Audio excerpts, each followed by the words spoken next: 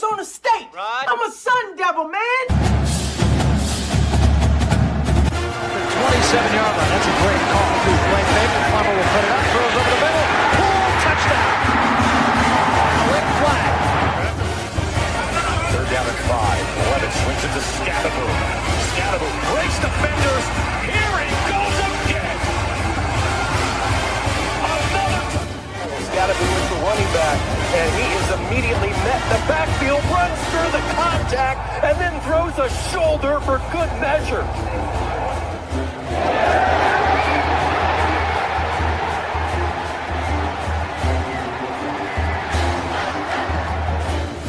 Chuck this defense here. That is true. High in the air. Right center field. Brandon Compton. Welcome to 2025. The other way. Still going back. That's the drag. Walks up and down. Edwards pulls off and buries it. Richardson drives out for Robbie Ryan. Hurt 3 right on the money.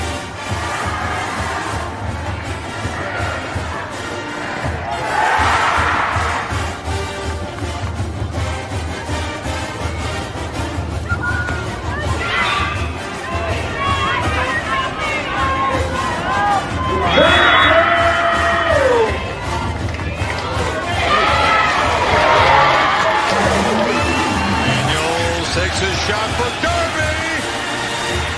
Flag out. Doesn't matter. Touchdown.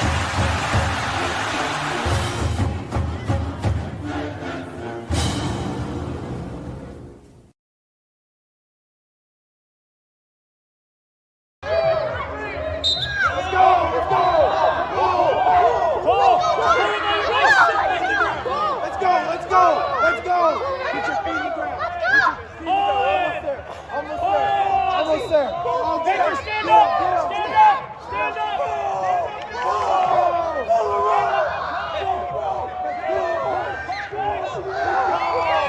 Let's go.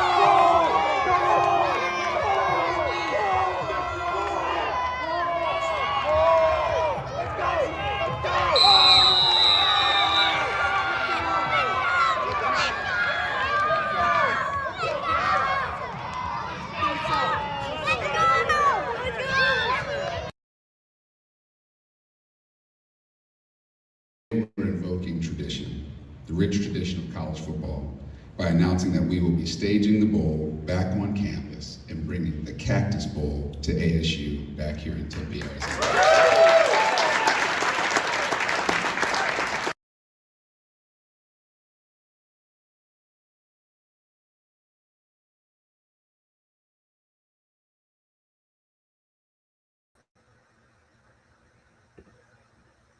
What is up, my Pitchfork Lunch peeps? Welcome into Thirsty Thursdays edition of Pitchfork Lunch. I am Michael Kirchner at Diablo005 _ on XR, formerly known as the Twitter. You know it, you love it. Check out the show live there every day, Monday through Friday, 12 to 1. Also, my wonderful Pitchfork Lunchers. Yeah, I may have mentioned this to you before. You can go to the wonderful world of IG and check it out there. All you do is go to michael.caratenuto.5. Yes, add a dot between the first and last name and a .5, and then bam, there you are. Following live on IG as well. And you can check it out there. Plus, guys, go to the YouTube channel. You know it. You love it. Go to YouTube and don't be bashful, as you can. Well, you need to watch live, but you need to subscribe, because if you're new, again, forks up. So glad you're here, as I say here on Pitchfork Lunch. But if you're new, you have missed a plethora of phenomenal con reviews, whether it be with coaches, players, voices, insiders, analysts, alum. You get the point, guys. You get the whole point. It is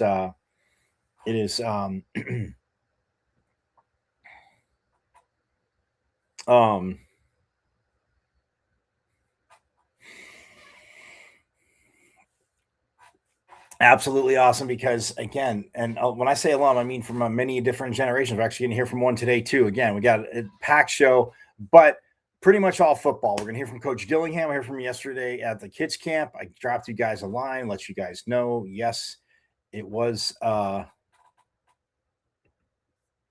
of those beautiful things where he, again, hanging with campers, all that good stuff. And it was kids camp. So it's all out there. And actually, there were quite a few, obviously, boys, but there are also girls out there too, which is great to see. Obviously, flag football, what it's done is actually chatting with Coach Iguano, just the explosion of flag football and the fact we were both saying, yeah, it's going to be, a sport in the 2028 Olympics in LA. It's going to kick off. It's going to have its Olympic debut. So, hey, absolutely awesome. But yeah, out of kids camp yesterday, you saw right there the tug of war. It's about competitions. Yes, there were football drills. The kids out there, but they definitely made competition there. So you saw little ones, one of the first battles. Again, I got to see that. Absolutely awesome. Love being out there. But we'll hear from Coach Dillingham. So that's my point with YouTube, the con reviews, sounds from practice, post-game stuff, post-game stuff. So yeah, I mean, don't be bashful. So subscribe, and then again, you go to YouTube. You guys know how to get there. You see my name, Michael Caratinuto, but my page is at M as in Michael, V as in Victory, C as in Champ 005 at MVC 005 on YouTube, and subscribe again, so you can be all caught up. Because when I say you've missed a plethora of phenomenal con reviews and just phenomenalness in general around Sun Devil Nation, you need to subscribe, and then you can binge watch season 1, keep watching season 3 here. Binge watch season 2, keep watching season 3, which we're about to wrap, and then do it through the summer, and you'll be all caught up when season 4 starts. Got a lot of cool stuff coming for season 4, story-wise, stuff like that. So, I mean, it's going to be, again, just absolutely awesome. So, again, don't be bashful. Subscribe to the new subscribers, Forks Up, and, for those that haven't done it yet, hey, like I said, I'm stoked you're here, but the con reviews that we have, like I always say, the con reviews that we have, we have friends of the program, I've had on multiple times. Obviously, we don't talk about the same thing, so you can see what we talk about going forward. And you'll see, that kind of mixes and matches. And when they come on, I usually do a little look back, but there's always new stuff to talk about too. So you'll see it. And you saw the announcement off top of the show, guys, obviously, lastly, I digress. Once again, go to YouTube. It's at M as in Michael, V as in Victory, C as in Champ 005. Search for it in all caps. I have my page listed in all caps. It shouldn't matter. I know it's technology. People have searched for it. Some have said they searched for it in lowercase. Didn't work out. So that being said, all caps, M as in Michael, V as in Victory, C as in Champ 005. On the YouTube. But yes, you heard the announcement right there, guys. The Cactus Bowl coming to Sun Devil Stadium or Mountain America Stadium. Sorry. I know. Old habits. Call the Sun Devil Stadium my whole life. And yes, Mountain America, again, phenomenal partners, sponsors, partners of Sun Devil Athletics, but it's hard. Again, has nothing to do with don't call it like Coach Powers and I kidding around. Not old, just experienced, knowledgeable, and call it Sun Devil Stadium forever. So yes, every now and then still do it, but yes, Mountain America Stadium, Sun Devil Stadium, either way, it will be there, and it's a primetime game on ABC in this day and age. Absolutely cool. So we'll see that. We'll also hear from Coach Dillingham. Like I said yesterday, again, he spoke for a bit, going to cut it up in 2. He spoke for quite a while, obviously, and a lot of stuff to talk about. Not the camps, but also, the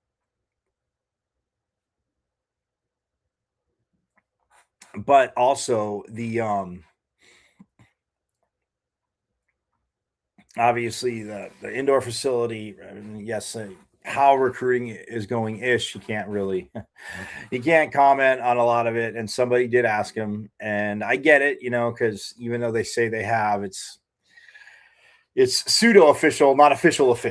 It's got to be official, not, pseudo official pseudo, anyway, being silly, you get it. But like I always talk about. So we'll hear from Coach Dillingham, cut that up in two. We'll hear from Kyson Brown. We'll also hear again from some of the obviously pressers you saw there of from the Fiesta Sports announcing that the Cactus Bowl is back. So yes, absolutely phenomenal. We'll have that too. I'll bring that to you. And then we'll also hear from Sun Devil alum, another Sun Devil alum. He actually played in the Cactus Bowl. Rudy Carpenter. So great to hear him locally, but so great to hear him talk. And then so he had a thing, and then got a little bonus with Rudy Carpenter. So we'll hear from him too. And yeah, so a lot to get to. So that being said, Cactus Bowl, Coach Dillingham, all that phenomenalness is coming to you here on Pitchfork Lunch. So we're going to step aside, guys.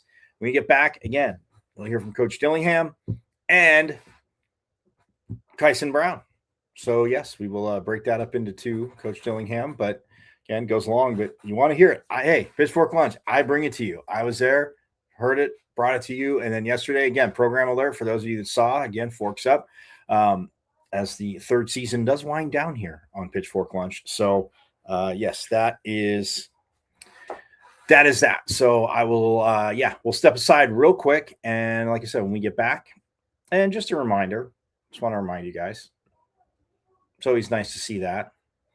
And of course, always nice to see that. So just saying.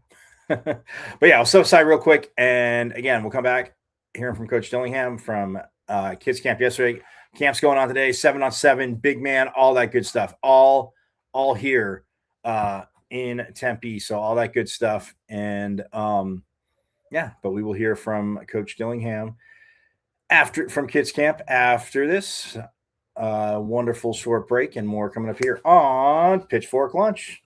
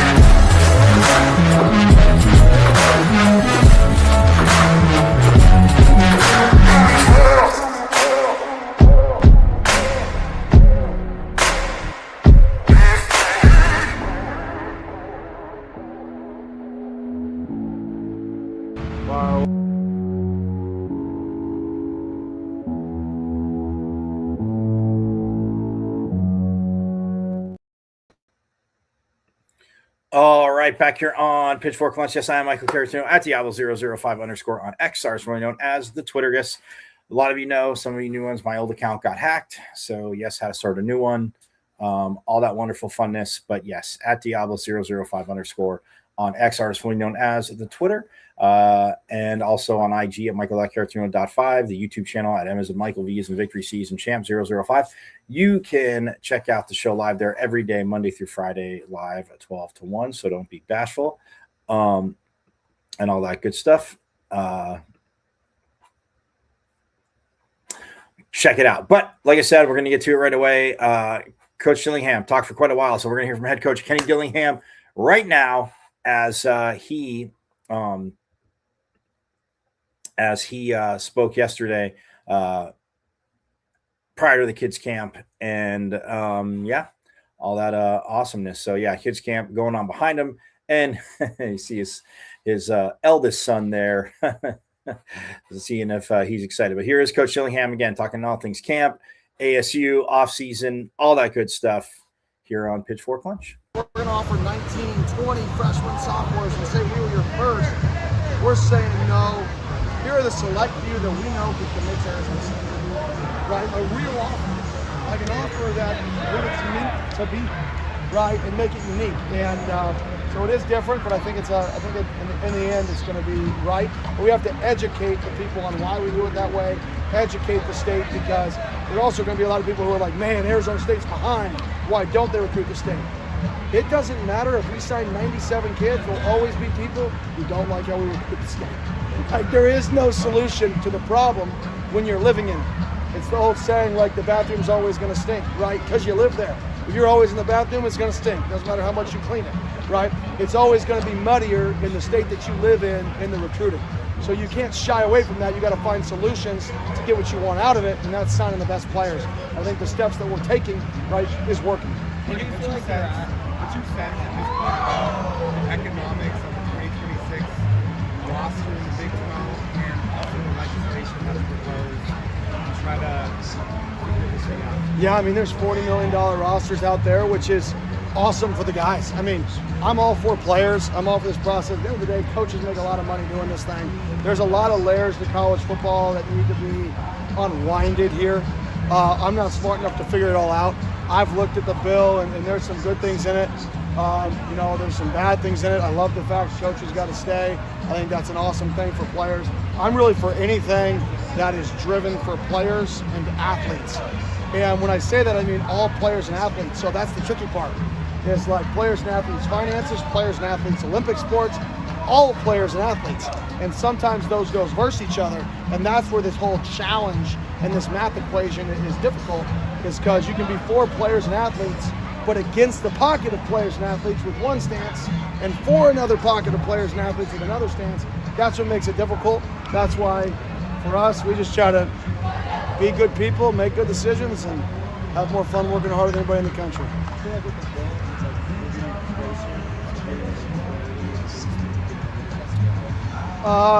No. I mean, if the bill passes, yes. But if not, no. I think right now we're just in this, this middle ground phase of, what rules, can they enforce? What rules should they enforce, right? And they're constantly changing the rules right now to try to make it better, to try to make it enforceable, and to try to make it fair as much as you can. But the space we're in is just very challenging to do that. We're here to talk about youth camp, baby. I mean, man. I guess on that note, how exciting is a day like today? It's great. Like I said, we get to be out here with all the kids. They get to have fun, fly around in here, and we get our guys to get around them. And that's the fun part, is giving back to the community. At the end of the day, we're a state institution, right? Arizona State University, which means, right, our job is to serve the community that we're in. It's also the president's mission, right, is to serve the community we're in. I think events like that does that. Is your son excited for it? I think so. Are you excited? I don't know.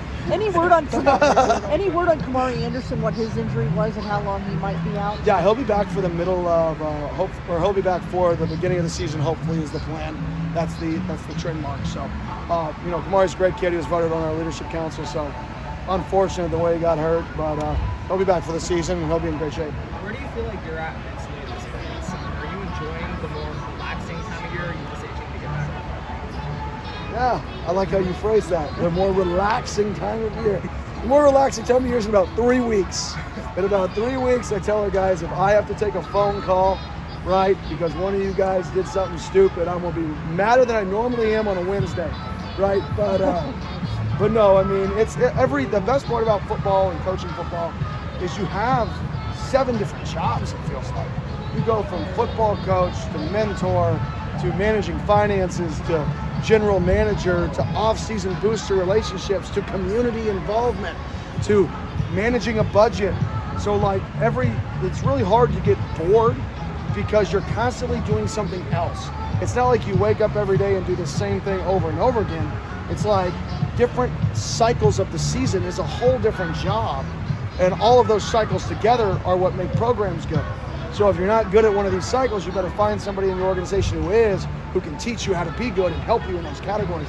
So I wouldn't say I've been bored. My favorite time of the year is football, though.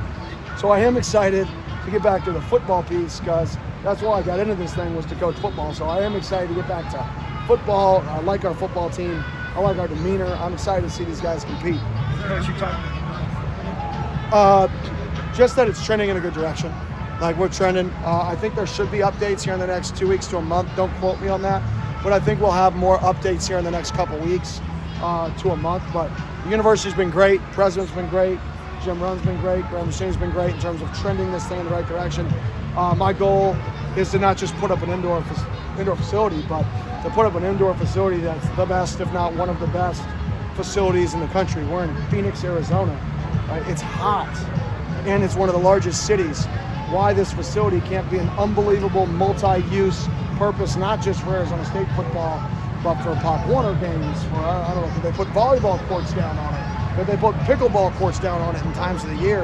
Like, this could be an event space. There's more to it than just building us an indoor.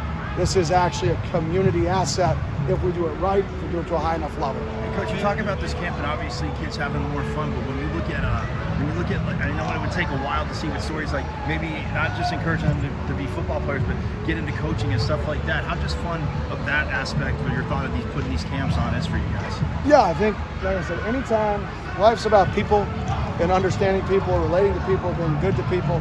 So I think anytime our players get around kids, different ages, right, they get the kind of, one, they understand like patience, okay? So they understand like, yeah, he didn't listen, did he? He must have explained it poorly. Like, explain it again. I know it sounds small, but like sometimes even those tiny moments of where they have to explain the most fundamental thing differently helps them be like, oh, right, helps them process. So at the end of the day, it's about people, and you get around people. You got to follow up? Yeah, there's a big money donation that's going for the indoor, and also Ryan's stepped up to the $10 million. What do those things do? Is that contributing to the momentum? 100%. I mean, I stood on the pedestal and said crazy things, and people liked it, people not. Well, we found that amount of money that I asked for through 2 different people in the next 3 months. So, you know, if you're not willing to go out and say what you need, right? The same thing I tell our staff and our players, like the only way to get better is for people to know, like, what I got to get better at. If I just stayed quiet and said everything is roses and candy canes all the time, there's no such thing as roses and candy canes in college football. It's an arms race to continue to compete and get better. So if we ever say we've made it, we're there, we've got every support we need, I'm actually hurting our football program. I'm always going to be constantly pushing to get better and better and better. And I think anybody who doesn't want me to push to be better and better and better doesn't want to try to compete at the highest level, because that's what it takes. It takes constant improvement. So the fact that we challenged people, guys like Brian stepped up, another organization stepped up, which we'll get to there later when the university deems it, and they stepped up in a big way, but we're still not even close to where we need to do. We're just taking the right steps. You know, I like to say when I got here, we were in a marathon, but it was like we started 4 years after everybody else, or 4 hours after everybody else started this marathon. So even though we're catching up and we're getting better and we're improving in a lot of areas, right? We're so far behind and they're still running. They just didn't stop and say, let Arizona State catch up.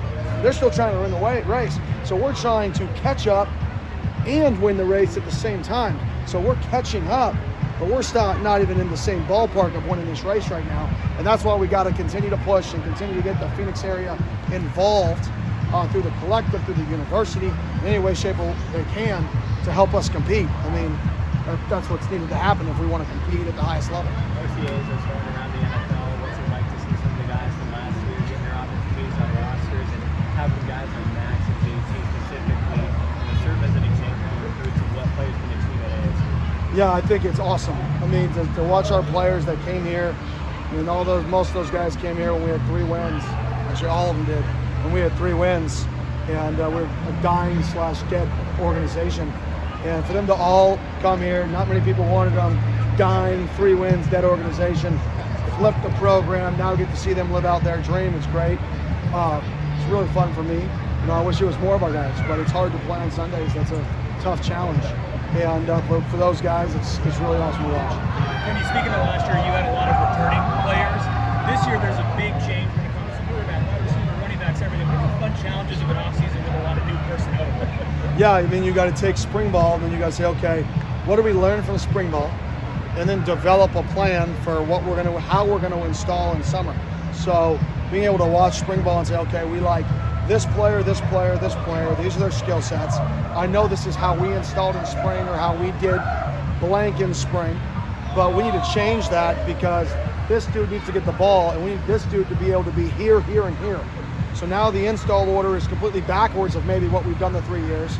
We're, you know, studying teams and what they've done with players with similar skill sets to what we have now, what we learned on offense and defense. So, we're really long in the defensive backfield.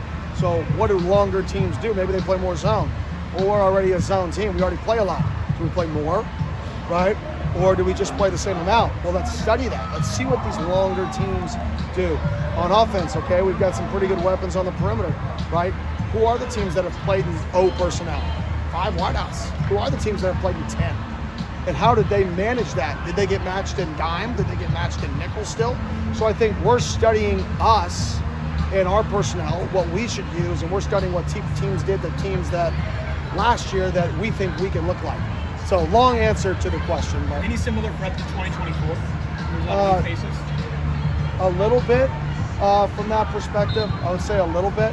But we didn't know who the guys were going to be. I think for a lot of the positions, I think guys stepped up and kind of declared themselves as guys. I think in 24, after spring ball, it was still like, holy cow, like, who's winning these jobs? I think now we have that big group of who's winning these jobs. But we also have a big group of guys who establish themselves as, okay, this guy is going to play for us. So it does give us a little bit more of a plan to create systems around those guys. Do you think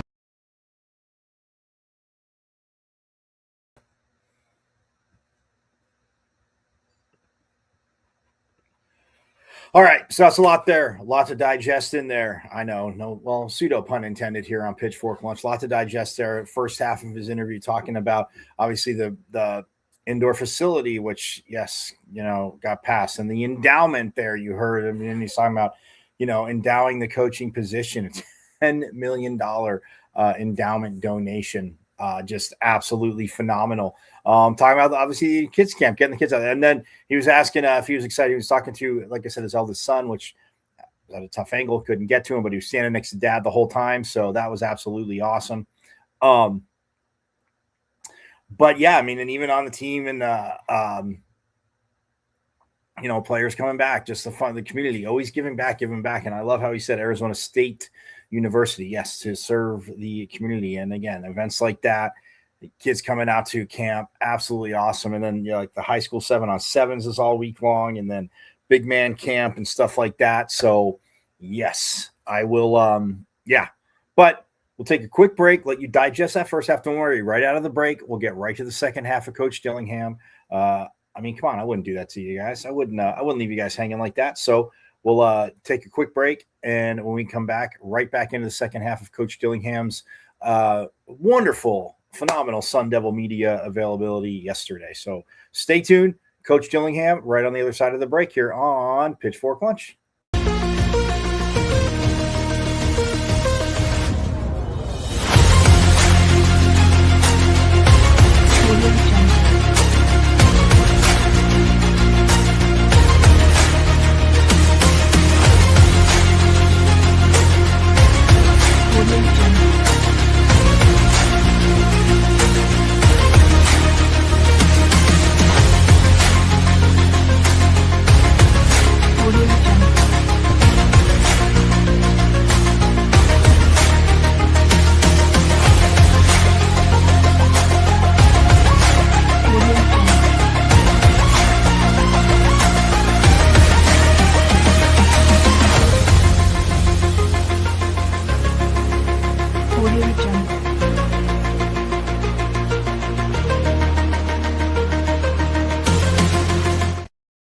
Another one of those years you guys can maybe be under the radar. You guys have a lot of new people people don't know what to expect. And you can Yeah, kind of well, I try. mean, we're projected to win 6 wins, so we are under the radar. But like I tell our guys, it's never about expectations. It's not about external expectations. Doesn't matter if you're supposed to win 10. Doesn't matter if you're supposed to win 2. The challenge is, can you fall in love with the most boring sentence, the process of growth? Can you win the day? Every program talks about it. Few execute. Every program, every organization talks about do the best at what you're doing right now. Like, it's the goal of everybody, right? Be the very best at what you're doing. Very few can actually wake up and say, how am I the very best? Am I going to research the very best question to ask Kenny today, or am I going to think of it on the spot? It's really the difference. Some people have been like, the next time I talk, I'll be putting it in my notebook, this is a question I'm going to ask. It's been a month since he's had availability, and I've been waiting on this question. Other people show up and they just ask a random question, okay? Same thing in football, same thing in everything. Are you obsessed with what you do to a point that separates you? Like yesterday, I had our team stand up and say, who do you think is average? Raise your hand if you think you're average in this room. Nobody raises their hand. Raise your hand if you're above average. Everybody. Well, congratulations. Average means you guys are average. Like, nobody wants to be average though, but the definition of average is the average. So in our space, more of you are average than are not average. So if you think doing what everybody else does makes you above average, no, that means our standard's high. If you want to be above average in our program, you better do more than our standard, which in my opinion is above average to the country. But to this organization, it takes a lot to be above average. So we talk about that a lot, being above average. Like, it's very difficult to be in the top 2% of a high organization or a high, threshold of what work looks like. And usually it's in the details, not the amount of time you spend. It's usually in the focus you're at when you're doing the actual opportunity. Kenny, you saw that the Big 12. You saw the Big 12 coaches were all in favor of 2014 playoff. What are kind of your overarching thoughts on that? And is it maybe worth losing the conference championship game if it comes to that? I don't know. I mean, there's a lot of layers that go into the 2014 playoff. You get more teams in it. The regular season, I don't know if it hurts the regular season. I don't know if it doesn't hurt the regular season. I don't know if it makes the regular season more valuable at the end because now more teams could get in it. So when you say it could hurt it, well, it may hurt the middle of the beginning because if you lose a game, people may not care as much. But what about the end when you would have been eliminated? Are you now in like after you lose a game or two, I have to go undefeated the rest of the way, our team's back involved. So people way smarter than me know the math behind does it hurt, does it help? I know I love tournaments, I love competing.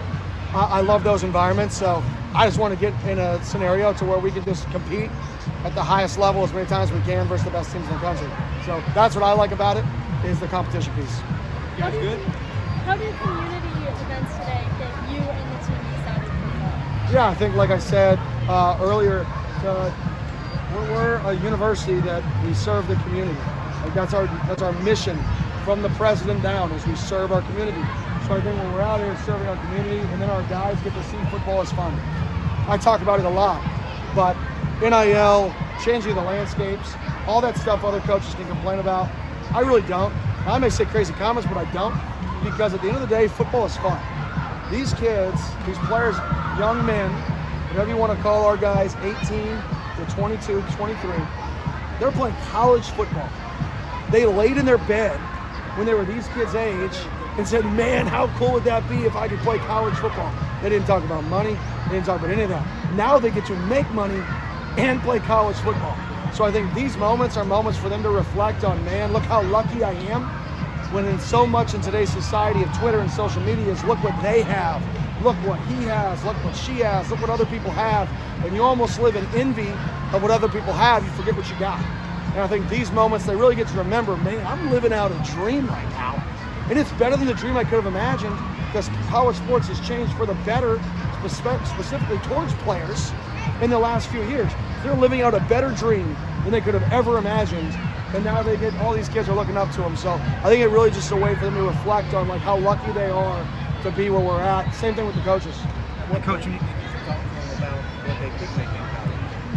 How old do you think you should be when you start talking to them about players, the kids, old.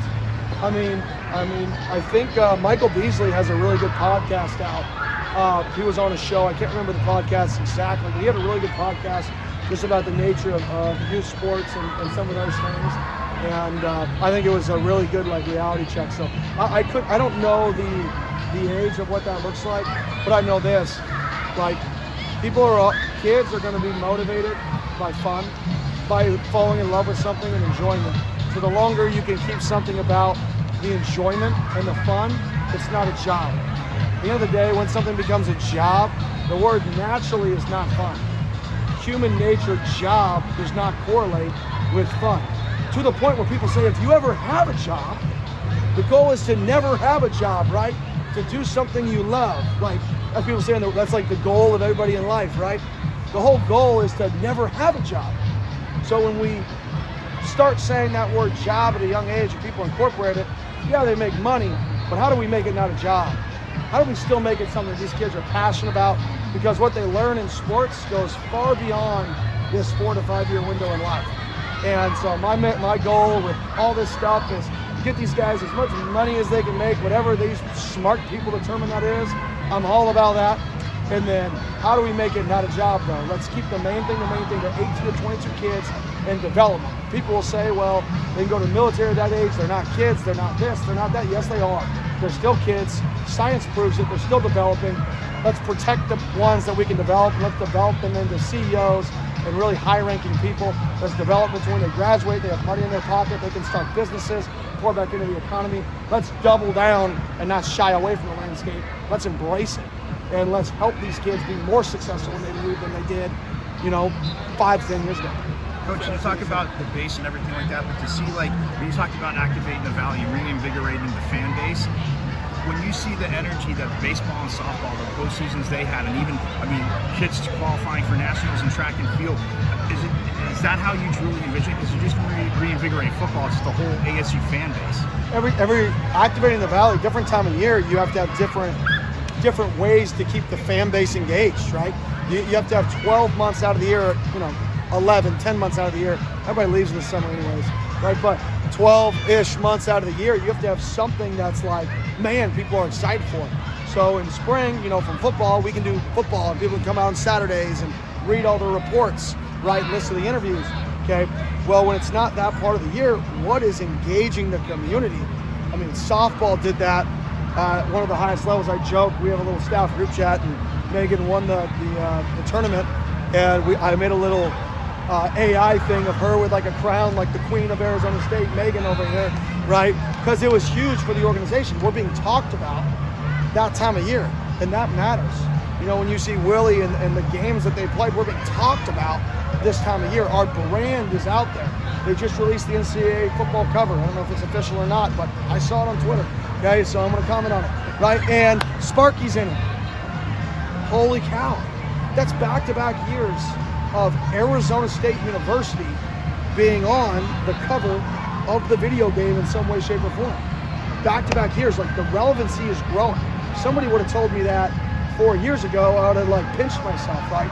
So we're getting there. It's not going to happen overnight. It's a constant battle, but we are growing and we are activating the valley and better and better and better, but we're not even 20% to what we can really do here. We're really not. We sell out tickets now. We have a great environment, all that stuff. That's minimum standard of success. That's me telling our kid he needs to be 5 minutes early. If you can't be 5 minutes early, you have no chance to be successful. If we can't sell out a stadium in college football, we got no chance to be successful. That's the entry level of success. Now it's how many businesses and people who show up to those games who can get more involved. That's that next 80%. We're 20% of the way there. And it's the hardest 20% to get is that initial buy-in of fan base. We have it now. Can we continue that? And can we grow, right, that last 80%? Because we live in Phoenix metropolitan area. There should be no reason we should be behind in some of the areas we are. Yeah, good. Yeah. You good? Scouting reports? They'll probably run around by me all day. All right, let's go back. Far away, man. So watching this younger generation being out here for this, how much fun is it for you, and just to kind of even see the looks on their faces when they first see you? Yeah, it just takes me back to being a kid, and being in their shoes and seeing you know, older kids and older players and looking up to older athletes. So it's definitely good just being here today. Where do you feel like you're at mentally at this part of the summer? Do you feel like you're kind of itching to get back out there for fall camp, or are you kind of enjoying this time away? Absolutely. I'm definitely overly itching to, you know, get back to fall camp and, you know, definitely get to the season. But I think it's just taking every day, you know, at a time and, you know, being the best, my best version of myself every day. Did you get to do anything? What did you do to decompress after the season? I didn't really do much. I was been focused on training. It was good to see my guy K1 get drafted. So, you know, we hung out a little bit a little bit over the break, but that was pretty much it. I kind of been, you know, working out. A lot of new running backs this season. What was the spring like, just working with them and getting to know them and getting acclimated? Yeah, it's just getting, you know, over that learning curve, getting a lot of the new guys acclimated to the system, and you know, we got some great talent in that room, and just getting them, you know, used to our offense. So it was just good, you know, getting to know those guys. Bryson, how does the way last year ended for you? How does that drive you going into the new season? Last year, you know, didn't in my favor. So you know, it's just been, you know, a working challenge, and I definitely, you know, left a lot out on the table, you know, of course, with my injury and whatnot. But I think the driving factor is, you know, just proving myself. And, you know, here in college football, I think I'm one of the best running backs in the country, if not the best. So I think that's the job for me, you know, in this off season and the season. You know, that's what I want to do for this. But with all those fresh faces in the running back room, are there any ways that you guys have been like kind of getting to know each other and building team chemistry over the summer break? Oh yeah, absolutely. We hang out all the time. I think that's the biggest part. You know, just being close with all the newer guys and newer teammates, and you know, that's something that we strive to do. Just get to know each other more and hang out more. You know, ultimately, that's what creates the best teams. And you were just talking about how like days like today really help put things into perspective for you guys as college football players. Thinking back to when you were laying in your bed, dreaming of being a college football player, when it's not about the money, it's just about wanting to be on that stage.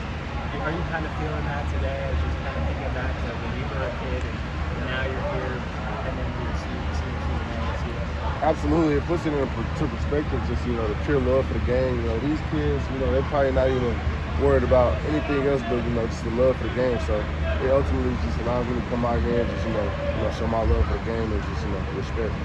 Any of your teammates look like they have a future in youth coaching based on these games? You really never know who got a future in coaching. Leaf, I never thought Leaf would be a coach. He's out here coaching, so you know, it's good to see, like, you know, some of my older teammates become coaches then. So, you know, it just shows how much guys really love the game and just want to be around football. You see guys all the time kind of break out in college football, how they come down there and kind of rise up. How motivating was last year for you, and how do you kind of approach this next year and those? Yeah, ultimately I got to see, you know, a lot of my teammates do really good. You know, we had a pretty decent season in our standards, but that's the driving factor for me, just getting back out on the field and just, you know, being able to show, like, you know, who I am. I really work hard in my craft. You know, I've been doing this for a long time. So it was really just disappointing just not to be out there and, you know, help my teammates and, you know, just be who I am. So I think ultimately it's just, you know, like the love for the game for me is, you know, what I get out of playing. Like, you know, this is really what I love to do. So I think getting out there and, you know, being able to do what I love, that's the ultimate driving factor. So, you know, I'm really, you know, ready to get back out on the field. I'm sorry. Did you do anything different this year in the off season or change your training at all? Not necessarily changing things. It's more just, you know, being more consistent. Just, you know, being a master of the monotonous and just, you know, being consistent in what I do and, you know, getting back to my process, and ultimately, you know, that's what led me to be here today. So.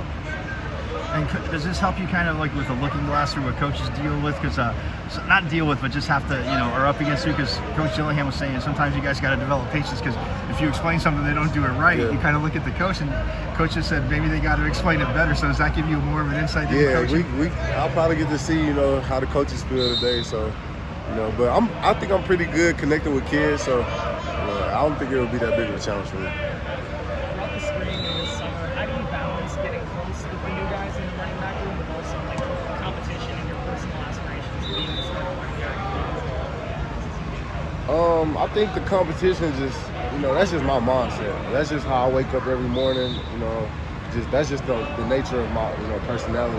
I'm a competitor at heart, so I don't think those two kind of really interfere with each other too much, because at the end of the day, those guys are my teammates. I got love for them, but at the end of the day, what I'm saying, I'm trying to be my best self, and I'm trying to put my best foot forward. So, and it's not more so in my eyes. I wouldn't say I'm not really competing, but I'm competing against guys around the country. So that's how I look at it. I'm competing against the guy who's might be working the dark hours, who's trying to get ahead of me. So that's kind of how I look at it. You mentioned the master and the non-master. What does that look like? So it's just getting up when you don't feel like it. Days that you're tired, days that your body is sore. Coming up to the facility late at night whenever you feel like sleeping in, or just the little things that nobody really sees. So. What do you say? What do you like to watch? Who do you pattern yourself after? I watch all running backs. Chuba Hubbard is a good guy. I just watch a lot of guys that kind of go through the same trainer as me. So Chuba, Travis Etienne, Saquon, a lot of my guy Sonic in Detroit. So I watch a lot of guys. I love just the art of being a running back. How does high community involvement motivate you as a player? What's up? How does high community involvement motivate you as a player? Oh yeah, I just want to be around the fans and around the kids and around just Sun Devil Nation as a whole. I think that's what feeds me to give my all and come out there on Saturdays and put on for the city. So I think that's what definitely drives my game. Spoke about it a little bit earlier. Are there any emotions for you watching somebody in your teammates get drafted and get rookie capabilities? Yeah, it felt like I was getting drafted. It just felt like I was there. But just being with those guys throughout the years and working with them and shedding blood and tears and all the time put into their craft, it's definitely rewarding seeing those guys get drafted, and definitely just lets me know the pressure is on for me to be next. So You're one of the elder statesmen that's been here the longest. What does it feel like to kind of be part of the fabric of the community and one of the backbones of this team? It just shows that the guys that we had here, because I learned from those guys, so it just shows how good that brotherhood was and how good our culture is here and what we're building here, and it just shows that we have something special.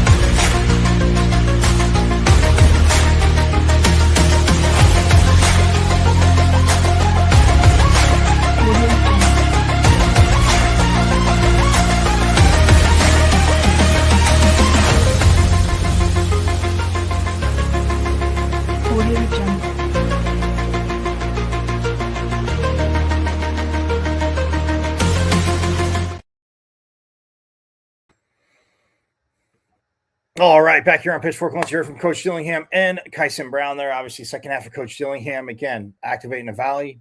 I didn't just leave it to the end because it was my question. But, you heard how he answered. Just feeling that they're 20% of the way there. Again, just the electricity on campus and everything and what they've, been able to do. So, speaking of that, I'm going to get to Eric Moses, who's the Fiesta Sports Foundation Executive Director and CEO. Brought you a little bit off the top, but let's hear from Eric about how, yes, you see it right here. They gave me a souvenir. They gave me a souvenir. So Cactus Bowl, look at that. Bam, forks up, man. Back in Sun Devil Stadium, Mountain America Stadium, just back in Tempe. Absolutely awesome. So let's hear from Eric Moses, the Fiesta Sports Foundation Executive Director and CEO, just about how it all went down. And obviously, yes, stuff is being done. A lot of you locals that are watching know that, and baseball fans, like Chase Field is having stuff done to it. So, yes, but It makes sense. And Graham Rossini, who just happened to be working with the Diamondbacks when it came back up. So he was asked if he was following me, kidding around. He said no. But let's hear from Eric Moses. Again, from yesterday, I want to bring this to you. Great, obviously great people. Fiesta Sports Foundation, Fiesta Bowl, the Fiesta Sports, Fiesta Bowl in general, what it's done.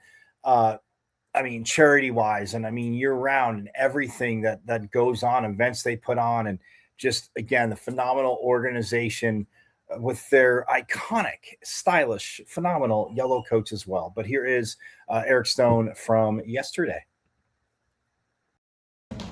Just happy I was able to jump up on stage and not use the stairs. Father Time is undefeated, as I find myself saying a lot. It's a great day to be here. Usually when you talk about a homecoming in college football, we're talking about a weekend in September or October where alumni are coming back to campus for a celebration. But today is a different kind of homecoming. We return to a place that is essential to the origin story of the Fiesta Sports Foundation, and that's Arizona State University. So in a recent interview, I was asked to play a game of either or, where they wanted me to choose between tradition or innovation. And based on my experience in sports and live events, I said resoundingly, both. You gotta have tradition and innovation. The sweet spot has always been marrying those two things together. Tradition honors what has been built before you and those that built it, and innovation allows for the introduction of new ideas, strategies, and activations that can not only build on what exists, but attract new fans, participants, and supporters to a legacy institution like college football. This game is a perfect example of both. Now, when our organization relocated our second bowl game from Tucson to Phoenix, it was placed downtown in a Major League Baseball park, becoming the first bowl game to be hosted regularly in an MLB stadium. It was a novel concept and provided unique experiences both for the teams and for the fans. But today we're invoking tradition, the rich tradition of college football, by announcing that we will be staging the bowl back on campus and bringing the Cactus Bowl to ASU back here in Tempe, Arizona.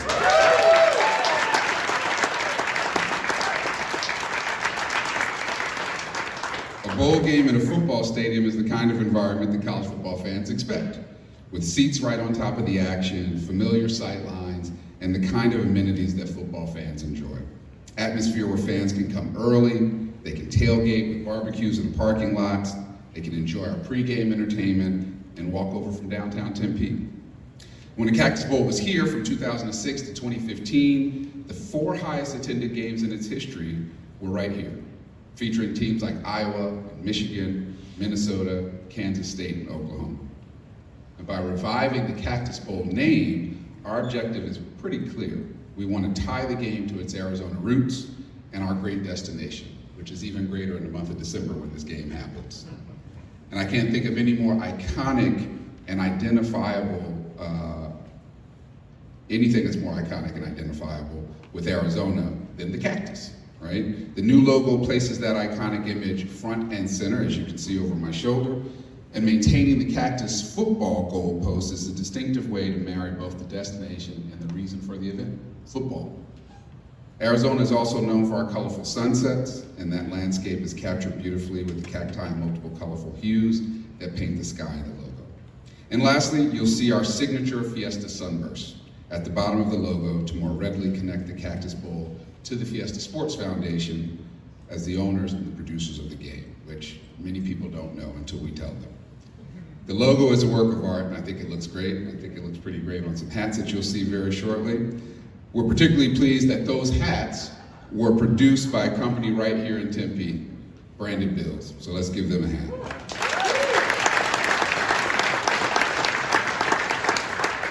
Today marks our Cactus Bowl homecoming, and as our return to a college football stadium here at ASU marks a new chapter and shines a spotlight on Tempe to people nationwide, those who come here to enjoy the festivities, and the millions who will watch this game on television from coast to coast.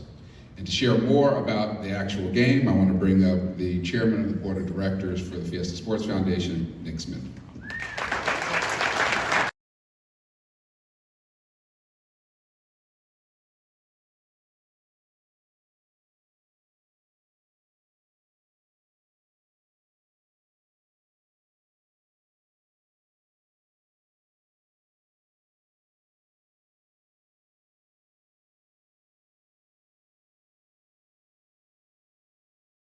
to enjoy the festivities and the millions who will watch this game on television from coast to coast. And to share more about the actual game, I want to bring up the chairman of the board of directors for the Fiesta Sports Foundation, Nick Smith.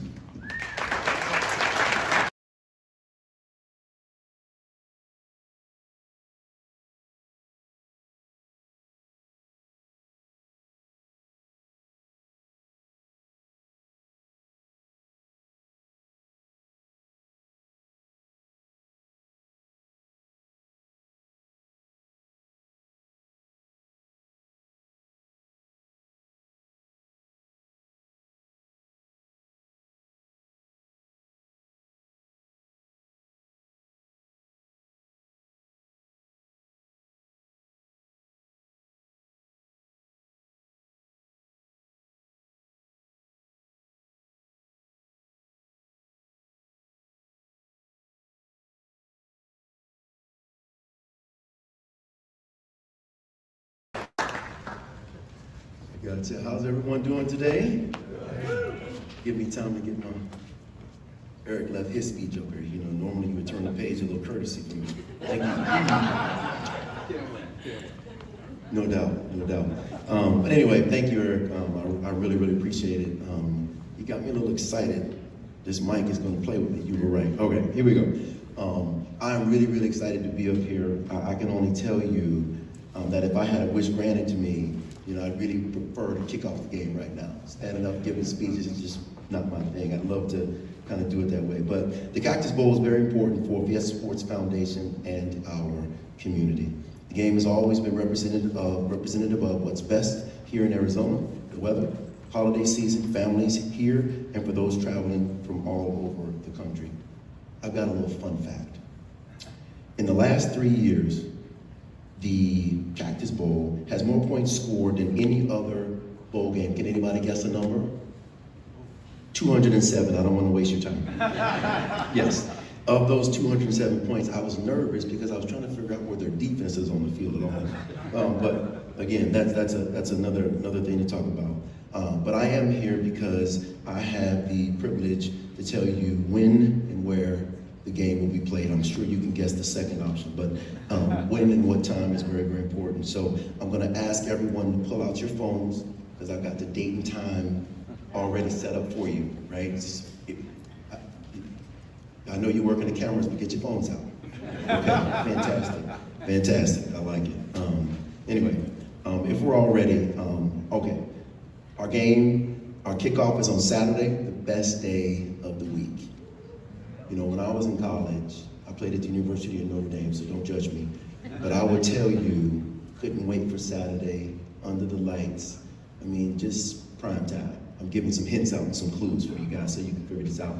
But our game will be played on Saturday, December 26th at 5:30 p.m. 5:30 p.m., December 26th, frontwards, backwards, it works. Okay, let you know when the game's gonna be. Again, the kickoff is at 5:30 right here in the stadium. I do want you to imagine 5:30 here in Arizona, that time of year, and I mean, it's going to be perfect. So I'm super excited about it, and I just want to say it's really, really good to be able to announce this. I've got some graphics up. You guys can kind of take a look. They just kind of showed up behind you, which is really cool. But this year's Cactus Bowl is going to be nationally televised on ABC.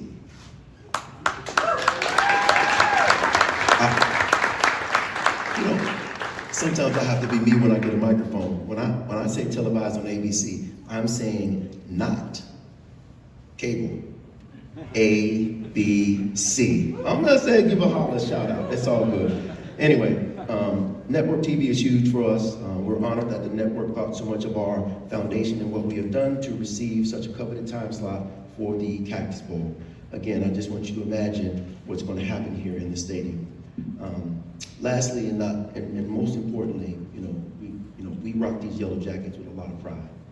It's an opportunity for us to be not only unified, but kind of really show and illustrate kind of the diversity of the group and what we're able to do and the commitments that we make here in the community, because it's very, very important that you all understand that we take a lot of pride when we wear these jackets. It is absolutely important that you all understand when you see somebody with a yellow jacket on in this stadium, you're going to see some ambassadors that have a red top on. These people are here to help you. We want this game not just to be fantastic, we want it to be one of our signature events, and the way we do that is by standing up tall and delivering.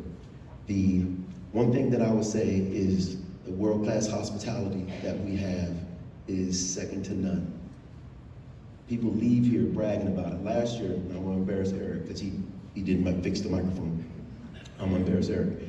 The Minnesota team, literally every single player wrote him a thank you note for what we were able to do in terms of hosting them while they were here. So I want to be very, very clear. We want that same feeling, right? Because these are lifetime memories. These aren't things, like I said, I played football. We still, where's KD here? No. We still talk about games, competitions. We won a lot, by the way. So, you know, I want to brag about it. But again, I'm just going to get off the mic here, but I want to thank you for your support. Thank you for being here today. The game is December 26th, right? It's still 2026, just in case y'all were wondering, at 5:30 p.m. Thank you.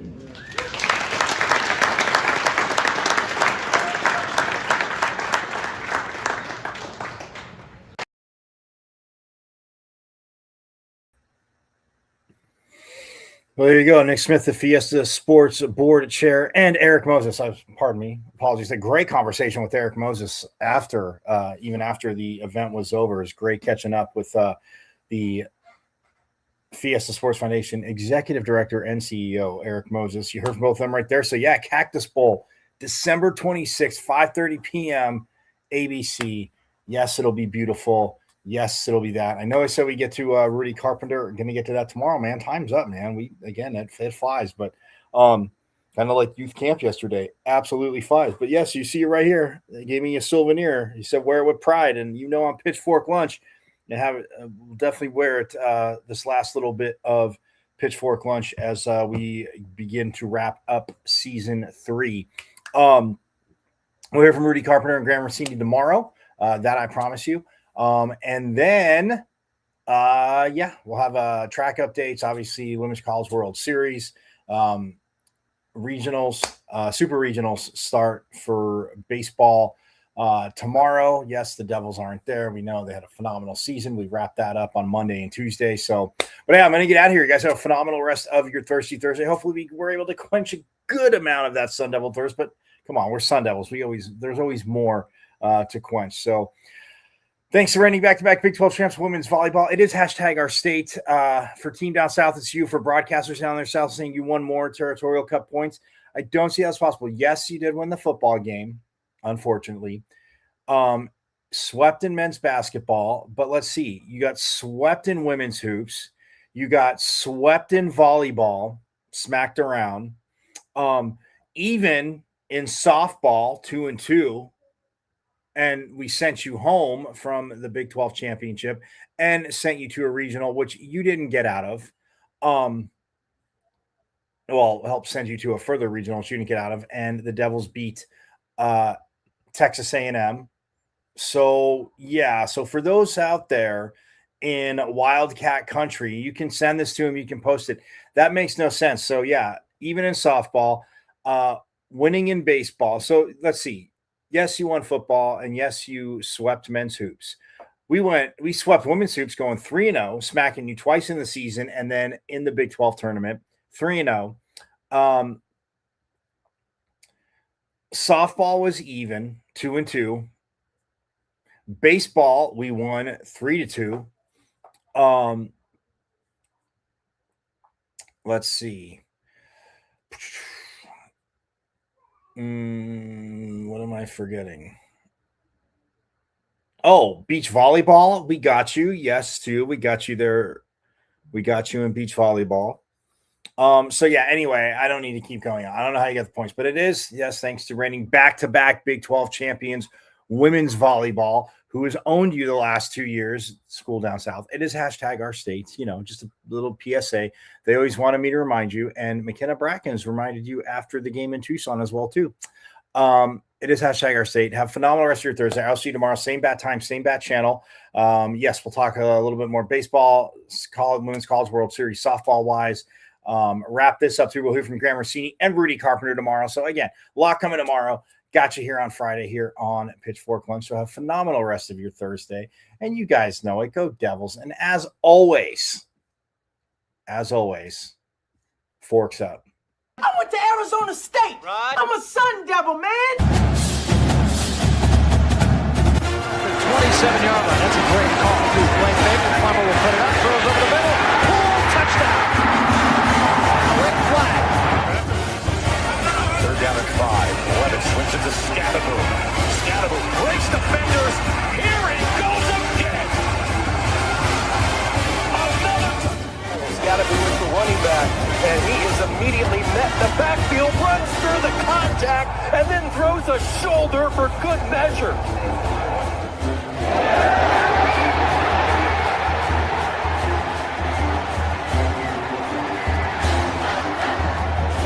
Revenge on this defense here. That is true. High in the air. Right center field. Brandon Compton. Welcome to 2025.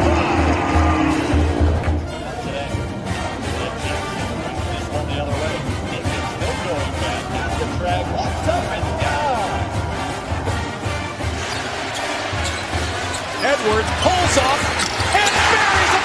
Richardson drives out for Robbie Ryan. Hurt 3 right on the money.